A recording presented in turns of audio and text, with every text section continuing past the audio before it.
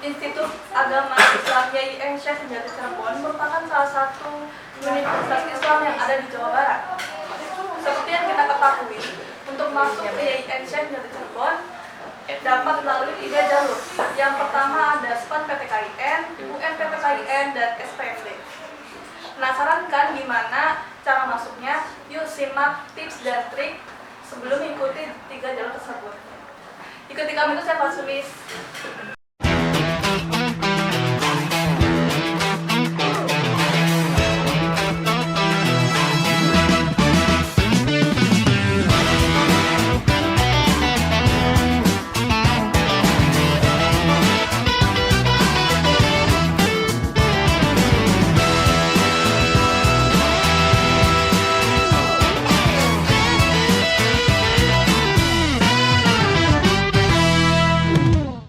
Assalamualaikum warahmatullahi wabarakatuh. Halo Fatsunis. Selamat datang di POVA Podcast on Fatsun, update dan interaktif. Perkenalkan, nama saya Astri Laningsi yang akan menemani Fatsunis dalam POVA kali ini. Gak kerasa POVA kali ini sudah masuk ke episode 10. Di episode kali ini kita akan berbincang bersama calon orang-orang hebat yang cantik dan ganteng, yang sekarang sedang berkuliah di YIN Syekh Sejati Cirebon. Nah, kakak-kakak semua bisa disapa dulu nih Fatsunis kita di rumah. Halo Fatsunis. Oh iya, tak kenal maka tak sayang. Gimana kalau kita kenalan dulu nih sama kakak yang cantik dan ganteng ini? Silakan. Di sini udah ada Kak Julia, Kak Kenan, dan Kak Bakti. Dimulai dulu dari Kak Julia nih. Kakak bisa sebutin jurusan apa, semester berapa, dan angkatan berapa? Halo Fatsunis, nama saya Julia Restu Herlisa dan saya dari jurusan Bimbingan Konseling Islam semester 4 angkatan 20. Lalu lanjut ke Kak Kenan. Halo Fatsunis, salam mahasiswa. Perkenalkan, saya Abdul Hanan, saya dari jurusan Manajemen Pendidikan Islam semester 6. Saya masuk DIN melalui jalur SPMB Mandiri. Lalu ke Kak Bakti. Halo Fatsunis, saya Bakti Nugraha dari jurusan Bimbingan Konseling Islam semester 2 angkatan 21. Fatsunis, kita berbincang dulu yuk sama kakak yang ada di sebelah saya ini. Halo Kak Bakti, gimana kabarnya kuliah di semester ini? Kabar kuliah di semester ini alhamdulillah baik-baik aja dan dapat kabar baik juga. Untuk semester 2 dan semester 4 itu diadakan offline. Alhamdulillah banget. Alhamdulillah. Ngomong-ngomong, kakak keterima jalur SPAN PTKIN ya? Iya benar. Aku mau nanya nih Kak, hal apa aja yang mesti kakak siapin buat masuk jalur PTKIN? Untuk persiapan jalur SPAN ya, Iya, jalur SPAN PTKIN. yang paling utama tuh kan kalau jalur SPAN itu diambilnya dari nilai raport. Nah, nilai raportnya itu harus naik. Misalkan kelas 10, biologinya nilainya 75. Nanti semester 2-nya pas kelas 10 harus naik 77 ke 78, yang penting naik walaupun kecil. Oke. Sampai lulus lah. Berarti itu sama aja kayak SNM ya? Iya, sama aja kayak SNM. Oh ya Kak, kalau SPAN PTKIN itu bisa linjur nggak sih Kak? Bisa, saya sendiri yang linjur. Soalnya saya kan dulu jurusannya IPA, tapi sekarang malah ke IPS gitu. Ya, jadi gak apa-apa lah. Itu apa, yang penting minat jurusan kuliah kalian gimana. Gua cocok nih di BKI, ya tinggal ambil. Cocok nih di Manajemen Pendidikan Islam, silakan. Itu terserah kemampuan kalian. Soalnya kalian itu punya potensi masing-masing. Lalu, nah jadi rata-rata nilai raport kan Kak yang jadi acuan. Iya. Boleh dong di-spill rata-ratanya nih Kak. Terus kakak ambil jurusan apa aja? Saya nilai rata-rata saya itu pas waktu SMA 87, 88, ya lumayan lah gitu. Keren ya Kak? Sepan tuh ngambil 2 kampus. Yang pertama itu IAIN, terus yang kedua UIN Bandung. Kenapa saya IAIN? Soalnya saya kan sebelum masuk Sepan tuh saya sempat bingung lah mau kuliah di mana, jurusannya apa. Nah, saya konsul dong ke guru BK.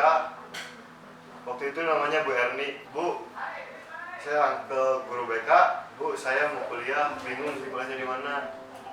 Nah, kata Bu Erni, udah bakti kamu di IAIN aja, ambil jurusan bimbingan konseling Islam. Terus saya pilihan keduanya itu ekonomi syariah.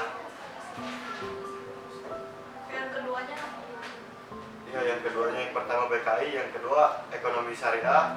Terus saya di UIN Bandung ngambilnya BK juga sama akuntansi. Dapat rezekinya alhamdulillah di IAIN. alhamdulillah ya Kak. Saya kerja di situ. Ada nggak sih Kak kesulitan selama mengikuti pendaftaran SPAN PTKIN? Kalau kesulitan sih enggak, kalau yang sering baca mah. Mungkin orang-orang yang merasa kesulitan itu orang-orang yang kekurangan membaca gitu ya. Kalau misalkan Anda punya keinginan, minimal Anda membaca terlebih dahulu lah sebenarnya. Oke, boleh dong dikasih tahu tipsnya supaya mengatasi kesulitan itu? Terus mengatasi kesulitan, yang pertama itu, yang paling penting itu mindset ya. Kalau misalkan mindset kalian udah terpuruk, gue gak bisa nih, ya jangan kayak gitu. Kita itu harus optimis. Gimana caranya kita harus bisa, ya seperti itu. Terakhir untuk diskusi kali ini, adakah pesan untuk calon maba IAIN yang masuk jalur SPAN PTKIN? Untuk pesan kalian ya yang calon mahasiswa baru di IAIN, yang pertama itu membaca, paling penting lah membaca. Soalnya kan Nabi Muhammad juga dapat wahyunya dari surat Al-Alaq yang ayat pertama itu Iqra, bacalah, sampai 3 kali. Terus harus menyesuaikan kemampuan. Kalau misalkan kalian kira-kiranya gak mampu nih di bidang ini, mending gak usah, cari aja yang kalian mampu. Kalau yang kalian gak mampu, kasihin aja orang lain, ntar kita bisa bincang bareng gitu sama teman-teman kalian. Jadi gak dipaksain gitu ya. Iya, gak usah maksain lah. Halo Kak Julia, Halo Kak Sunis. gimana nih kabarnya kuliah di semester ini? Alhamdulillah, aku baik-baik aja di semester ini. Masih Ngomong-ngomong, ya ngomong-ngomong Kakak keterima jalur PTKIN ya? Iya, benar. Cuma baru jalur Aku ingin bertanya nih Kak seputar jalur UMPTKIN. Kalau jalur UMPTKIN itu ngerjain soal gitu ya Kak? Benar banget, jalur UMPTKIN itu nanti kita akan mengerjakan soal, dan soal-soalnya itu biasanya soal-soal yang khusus, tapi tidak terlalu beda sih dengan soal-soal yang kita pelajari waktu sekolah.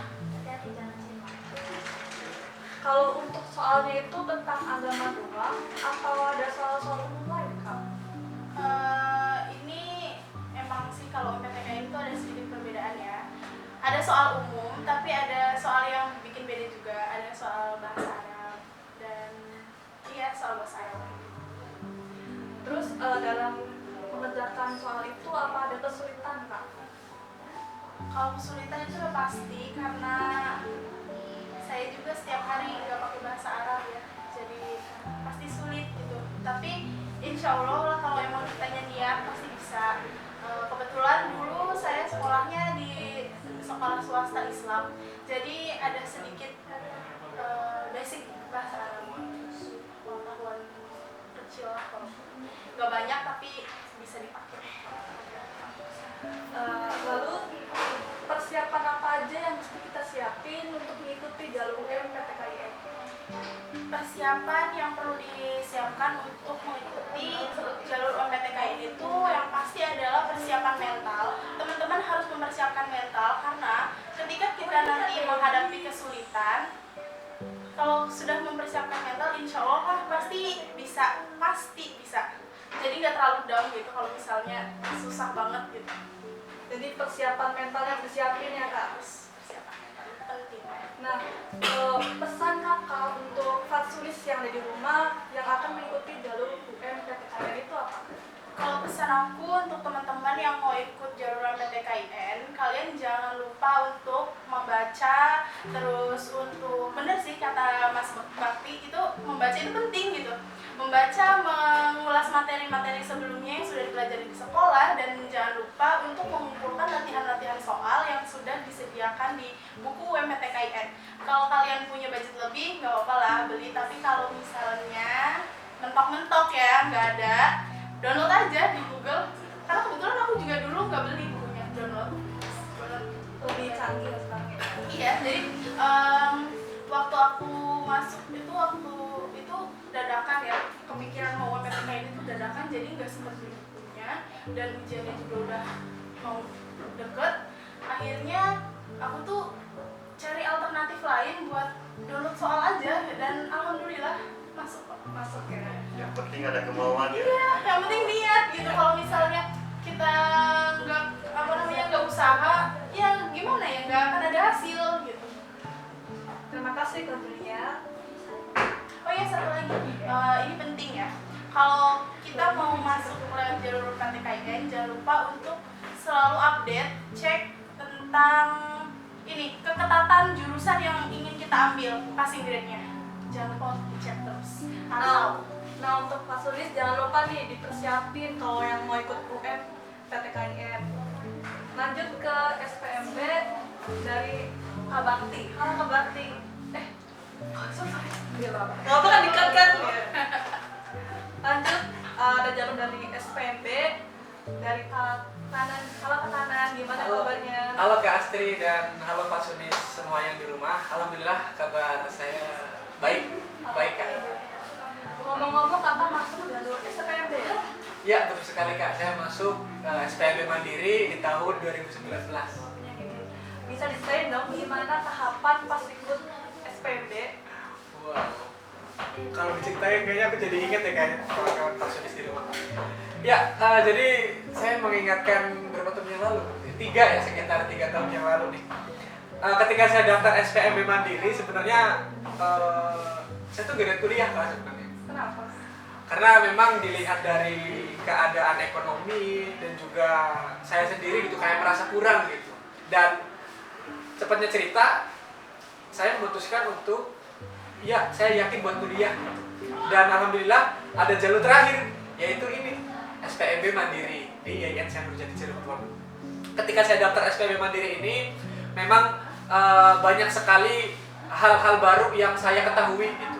Tentunya tadi tentang mekanisme ataupun regulasi aturan-aturan yang harus ditempuh dalam memasuki kampus khususnya lewat jalur SPMB Mandiri ini. Di antaranya SPMB Mandiri ini khusus untuk mahasiswa ataupun calon mahasiswa baru angkatan 3 tahun sebelum tahun ini. Berarti misalnya sekarang 2022, 2019 masih bisa, 2019, 20, 21 dan 22 itu bisa daftar Kak. Bisa daftar. Jadi buat kalian kawan-kawan semua yang ada di rumah ataupun dimanapun, jangan patah semangat bahwasanya aku udah kerja nih 2 tahun tapi pengen kuliah masih bisa nggak ya gitu kan di kampus negeri. Nah contohnya ini IAIN aja gitu kan, lewat jalur SPMB Mandiri tentunya, karena memang SPMB Mandiri ini untuk bisa memudahkan para calon mahasiswa baru untuk memasuki kampus gitu, khususnya di kampus negeri yang pastinya IAIN Nurjati Cirebon. Di situ Kak. Jadi memang SPMB ini menurut saya gitu jalur yang paling mudah, jalur yang memang bisa ditempuh tadi dari berbagai angkatan gitu. Lalu kitanya pun aksesnya itu sangat gampang sekali gitu.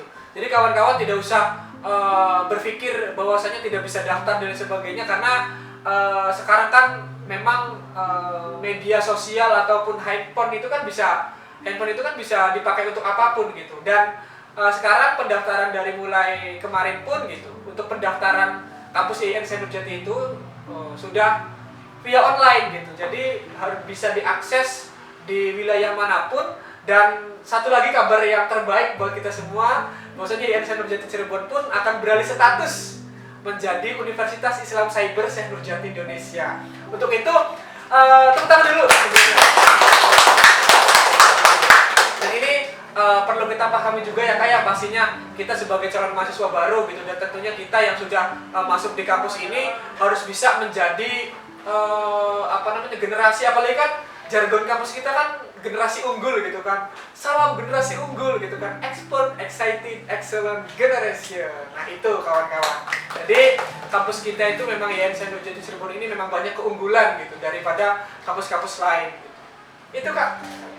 Nah, gimana sih Kak perasaannya pas di tes itu? Terus Kakak ambil jurusan apa aja?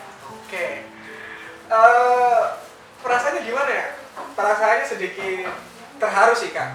Sedikit terharu karena memang tadi gitu, saya tidak niat untuk kuliah, tiba-tiba mungkin ini sudah jalan Allah gitu kan.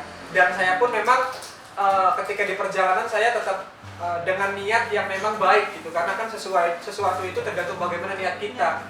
Karena ada pepatah mengatakan innamal amalu binniyat gitu kan. Segala sesuatu ataupun tindak tanduk kita itu ya tergantung niat kita gitu. Selagi niat kita baik, ya pasti Allah bakal ngasih jalan gitu. Dan mungkin ini salah satu jalan saya gitu, melalui SPMB Mandiri, kemudian diterima di IAIN Syekh Nurjati Cirebon, dan alhamdulillah saya pun keterima menjadi salah satu mahasiswa penerima beasiswa bidik misi.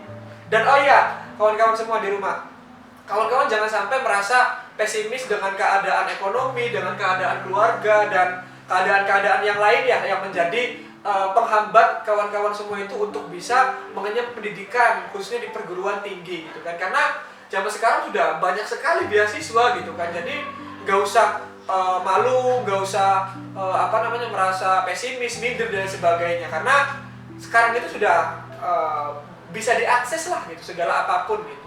Yang terpenting tadi kawan-kawan, bagaimana niat kita gitu, niat kita untuk bisa mengembangkan potensi yang ada pada diri kita. Karena ada pepatah mengatakan juga kunna aliman wala takun jahilan gitu kan. Jadilah orang yang berilmu dan janganlah menjadi orang yang bodoh gitu kan. Itu karena sekarang itu semuanya harus dengan ilmu gitu. Apalagi di sini penyelenggara podcast ini kan itu merupakan dari organisasi mahasiswa ya yang namanya LPM Fatsun ya, Lembaga Pers Mahasiswa Fatsun, di mana saya lihat juga banyak mahasiswa-mahasiswa yang berprestasi, berpotensi. Makanya jangan lupa juga untuk kawan-kawan semua di rumah yang nantinya akan menjadi mahasiswa IAIN Syekh Nurjati Cirebon untuk bisa mengikuti organisasi ini juga. Apa? LPM Fatsun, Lembaga Pers Mahasiswa Fatsun. Itu Kak. Nah, selama mengikuti tes itu apa ada kesulitan Kak? Oke. Berbicara tentang kesulitan ya kayak sebenarnya alhamdulillah untuk tes sendiri saya merasa aman lah gitu, merasa aman karena saya juga alhamdulillah sudah mempersiapkan kan dari segala macam soal dari sebagainya. Cuman yang menjadi satu kesulitan pada diri saya itu mungkin hal yang lucu sih Kak, karena saya kan belum pernah sama sekali naik angkutan umum ya, jujur saya belum pernah sama sekali naik angkutan umum. Sementara SPMB Mandiri ini memang tesnya itu langsung datang ke kampus yang kita pilih gitu. Jadi saya dari rumah, kebetulan asal saya dari Kabupaten Indramayu, saya kesini naik bus gitu, dan ternyata saya disasarin gitu. Saya nggak tahu wilayah Cirebon dan sebagainya gitu. Ya mungkin kesulitannya di situ sih Kak, dan agak sedikit mengulur waktu sih. Jadi saya ngetem gitu kan di terminal, saya nggak tahu arah gitu. Dan alhamdulillah saya diarahkan oleh tukang ojek gitu, dan saya diantarkan langsung ke depan pintu gerbang IAIN Syekh Nurjati Cirebon gitu. Dan alhamdulillah saya bisa mengikuti tes itu. Dan dalam tes ini, jadi kawan-kawan itu tadi gitu, daftar dulu. Mungkin cara pendaftarannya kawan-kawan semua juga bisa dicek melalui website www.syeikhnurjati.ac.id/SPMB. Di situ kawan-kawan bisa mengakses pendaftaran jalur SPMB Mandiri ini. Jadi ada dua Kak, ada dua. Pertama, kawan-kawan itu ngisi nick, nisen, dan juga email, alamat email dari kawan-kawan semua. Setelah data itu masuk, nanti kawan-kawan akan muncul tuh nomor ID pendaftaran dan juga passwordnya. Nanti kawan-kawan di situ kemudian daftar lagi. ngisi link lagi, tetap di link yang sama dengan tadi. Kalau yang pertama itu kan cuma hal-hal itu saja. Nah, di link yang kedua ini kawan-kawan mengisi biodata kawan-kawan semua, biodata sekolah, kemudian keadaan ekonomi orang tua dan sebagainya, karena ini akan menjadi penentu UKT. Kita kan pakainya uang kuliah tunggal ya UKT. Itu nanti bisa diakses kawan-kawan. Dan jalur SPMB Mandiri ini bayar teman-teman. Jadi nanti setelah daftar di situ, kawan-kawan akan muncul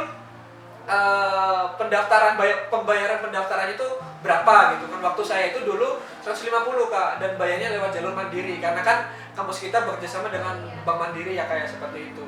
Dan sudah tuh nanti kalian bakal diketahui tuh tesnya apa aja, poin-poinnya di situ, di kartu itu, kartu ujian. Nanti kawan-kawan siapin tuh dari situ Kak.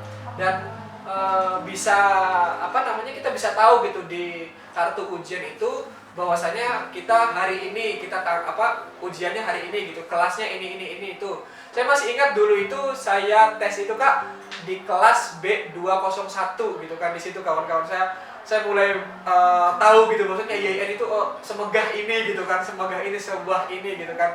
Karena memang IAIN Sanurjati Cirebon ini salah satu kampus tujuan utama saya gitu untuk bisa mengenyam pendidikan untuk di perguruan tinggi gitu. Karena saya lihat memang dari fasilitas kampus dan sebagainya itu sangat menunjang kegiatan kita gitu di perkuliahan gitu. Dan pastinya tadi gitu, kawan-kawan untuk mengembangkan skill kalian, jangan sampai hanya stuck, hanya bangku kuliah saja gitu. Maksudnya kupu-kupu lah, jangan sampai ada kata-kata kupu-kupu mati gitu, kuliah pulang malam party gitu kan. Kalian juga harus bisa ikut organisasi dan lain sebagainya gitu Kak, seperti itu. Ya, Kak, untuk manfaat organisasi di daerah kampus itu seperti apa yang Kakak rasakan lah? Wow, iya, ini menurut saya Kak Bakti sangat menunjang sekali ya Kak Astri. Sangat menunjang sekali, apalagi pastinya tadi kata-kata saya di awal, organisasi ini terutama di yang penyedia podcast ini, lembaga pers mahasiswa, salah satunya ini gitu. Kita bisa menunjang kemampuan kita gitu. Mungkin kalau kita di di perkuliahan saja kita mungkin stuck gitu. Ya kuliah selesai MK nongkrong hai selesai gitu, tapi bahwasanya kita lupa bahwasanya mahasiswa itu ya tadi sebagai agent of change, sebagai agen of control sosial gitu kan. Itu kawan-kawan, jadi peran organisasi untuk kita itu ya tadi, pertama ilmu-ilmu yang bermanfaat selain tadi di perkuliahan, terus bisa penunjang skill kita, kemampuan public speaking. Saya bisa kawan-kawan ya, saya juga sama kayak kawan-kawan semua, saya dulunya itu nggak bisa apa-apa gitu. Dan alhamdulillah berkat doa yang pastinya doa orang tua ya kawan-kawan, jangan sampai itu satu paling utama doa orang tua, karena ridhollahi fi ridhol walidain gitu kan. Ridhonya Allah ya tergantung ridhonya orang tua. Makanya ketika kita setiap langkah apapun kita itu ya harus meminta doa kepada orang tua gitu. Itu kan salah satunya tadi sebagai penunjang potensi diri kita, bisa branding diri kita juga. Saya bisa berbicara di sini gitu ya dari organisasi gitu. Mungkin dari perkuliahan juga, cuman perkuliahan 15% lah, selebihnya di organisasi gitu. Saya aktif di HMJ dan lain-lain sebagainya. Itu Kak. Jadi nggak mesti dari kampus doang, jadi harus mengembangkan skill bakat yang kita miliki gitu. Aku nanya sama Kakak. Boleh? Kakak dulu kan sempat kepikiran nggak mau kuliah. Iya. Terus akhirnya bisa kuliah itu kenapa tiba-tiba mau? Aduh, gak apa-apa ya Kak? Gak apa-apa, silakan. Oke, gak apa-apa. Gimana ya kayak kepikiran kuliah karena tadi sih Kak, saya lihat keadaan global saat ini gitu, bahwasanya memang sosok orang yang berpendidikan itu sangat penting gitu. Apalagi ya saya dulu sempat pengen berhenti sekolah gitu karena dengan latar belakang keluarga yang memang mohon maaf cerai gitu. Jadi saya mau nggak mau ya harus bisa ya speak up sendiri gitu, harus bisa usaha sendiri dan sebagainya. Dan cepatnya cerita tadi Kak, saya meyakinkan diri gitu bahwasanya meskipun saya berlatar belakang keluarga seperti itu gitu, dan ekonominya juga ya bisa dibilang menengah ke bawah lah gitu. Tapi tadi dengan niat kita gitu bahwasanya saya ini niat baik gitu. Ya Allah, pasti ketika nanti ke depan saya melangkah saya itu ya tadi ada jalan gitu. Yang penting tadi kita jangan sampai lupa akan meminta doa kepada orang tua, dan pastinya yakin gitu yang terhadap diri sendiri gitu. Karena ada pepatah mengatakan ya tadi gitu, kuna aliman wala takun jahilan, jadilah orang yang berilmu dan janganlah menjadi orang yang bodoh. Seperti itu. Tepuk tangan dulu buat teman atas pesan dan triknya. Terima kasih anak-anak. Oh iya, satu lagi kawan-kawan di rumah. Benar tadi yang dikatakan Kak Julia ya terkait bagaimana kita bisa membersihkan diri, terus juga paham situasi dan lain sebagainya. Jadi jangan sampai ketika nanti kawan-kawan yang mau kuliah ya kayak jangan sampai mindset kuliah itu saya pengen kuliah biar kayak di sinetron biar kayak di TV-TV gitu kan. Kadang ada ya mindset kita itu seperti itu gitu. Hilangkan kawan-kawan bahwasanya tadi kita jaga marwah kita sebagai dinobatkan sebagai mahasiswa gitu, maha gitu kan. Mahasiswa sebagai agent of change gitu kan, agent of control sosial, dan mahasiswa juga harus paham tentang tridharma perguruan tinggi. Yang pertama ada pendidikan dan pengajaran, kedua penelitian, yang ketiga pengabdian kepada masyarakat. Itu bahwasanya mahasiswa nanti akan kembali kepada masyarakat gitu kan. Seyogianya seperti itu. Kita mengenyam pendidikan di manapun gitu kan, di keluar kota dan sebagainya silahkan gitu. Tapi jangan lupa kita itu untuk kembali ke kampung halaman kita, kembangkan apa yang ada di kampung halaman kita yang kurang dari segi ekonomi, politik, pendidikan dan lain sebagainya. Karena kaum kita itu pendidik gitu. Jangan sampai kita ada pepatah mengatakan menurut Aristoteles, mendidik pikiran tanpa mendidik hati adalah bukan pendidikan sama sekali. Tuh, jadi kita harus memahami kawan-kawan, memahami kita sebagai mahasiswa itu porsinya seperti apa, sebagai agent of change, sebagai agent of control sosial, gitu. Agen perubahannya seperti apa yang akan kita buat gitu kan. Karena yang namanya berubah itu kan pasti yang tadinya A menjadi B gitu kan, nggak mungkin A terus. Itu dari sektor ekonomi, politik, pendidikan dan sebagainya. Itu berarti secara tidak langsung zaman sekarang itu bersaingnya dengan intelek ya. Intelek banget Kak, iya pastinya.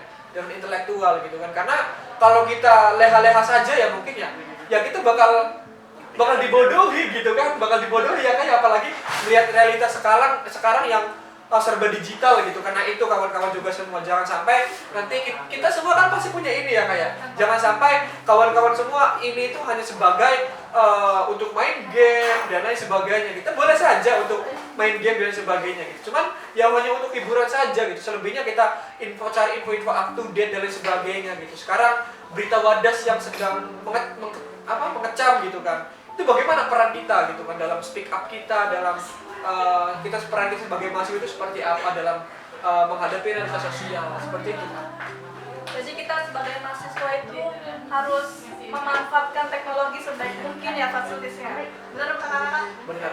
Iya. Apalagi kan tadi gitu ya, kampus kita kan bakal beralih status menjadi UISI, Universitas Islam Cyber Syekh Nurjati Indonesia, di mana satu-satunya kampus PTKIN yang ada di Indonesia, sekitar ada 58, dan satu-satunya itu di kampus Cirebon, yaitu YIN Syekh Nurjati Cirebon, yang akan beralih status menjadi Universitas Islam Cyber Syekh Nurjati Indonesia. Salah satu penunjangnya adalah prestasi mahasiswa pastinya. Makanya teman-teman semua di sini harus melek digital, harus paham situasi dan kondisi, dan pastinya harus masuk YIN Syekh Nurjati Cirebon.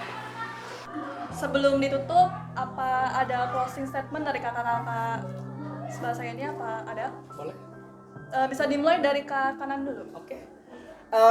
Mungkin closing statement dan pesan ya, pesan untuk kawan-kawan semua calon mahasiswa baru pastinya harus masuk di YIN Syekh Nurjati Cirebon, dan pastinya kawan-kawan semua jangan sampai tadi pesimis, jangan sampai ada mindset bahwasanya kita nggak bisa kuliah dengan latar belakang seperti ini itu dan sebagainya. Jadi teman-teman tetap semangat, jangan sampai merasa susah masuk kuliah, bahwasanya susah dan sebagainya. Di YIN Cirebon sendiri itu ada tiga jalur masuk. Pertama tadi ada SPAN PTKIN, yang kedua ada UM PTKIN, dan yang ketiga SPMB Mandiri. Dan pastinya kawan-kawan semua harus masuk organisasi. Dan organisasi yang harus wajib kalian masuk itu di UKM Unit Kegiatan Mahasiswa LPM Fatsun, lembaga pers mahasiswa, di mana lembaga pers mahasiswa ini bisa menunjang potensi-potensi kalian yang suka menulis, yang suka berpublic speaking dan sebagainya. Itu kawan-kawan semua. Salam Fatsunis, salam pers mahasiswa. Terima kasih untuk Kak Kenan. Dilanjut bisa dimulai dari Kak Julia. Oke, closing statement dari aku pribadi. Untuk calon mahasiswa baru, kalian berhenti berekspektasi tentang kehidupan kuliah yang cuman enak-enak aja main, nongkrong, karena nggak sesempit itu ya teman-teman. Banyak hal yang kita dapetin di kuliah, banyak ilmu yang perlu kita cari dan lebih melihat ke realita. Jangan terlalu terpaku dari televisi, bener kata Kanan. Jangan lihat dari sinetron, karena sebenarnya kuliah nggak kayak gitu, nggak sesederhana itu. Udah sih, cuma kayak gitu aja. Terima kasih Kak Julia. Selanjutnya dari Kak Bakti, silakan. Kalau dari saya mah, yang penting kalian bisa membaca pikiran sendiri, membaca hati sendiri, sama membaca buku itu paling penting ya. Udah 3 poin itu aja kalau dari saya mah. Terima kasih. Terima kasih Kak Bakti. Kiranya cukup sampai di sini obrolan kita tentang SPAN PTKIN, UMPTKIN, dan SPMB. Terima kasih buat rekan narasumber yang telah menyempatkan waktunya dalam POVA kali ini. Buat teman-teman yang ada di rumah, jangan lupa follow podcast on Fatsun dan subscribe juga ya. Sampai ketemu di episode selanjutnya. POVA, podcast on Fatsun. Update dan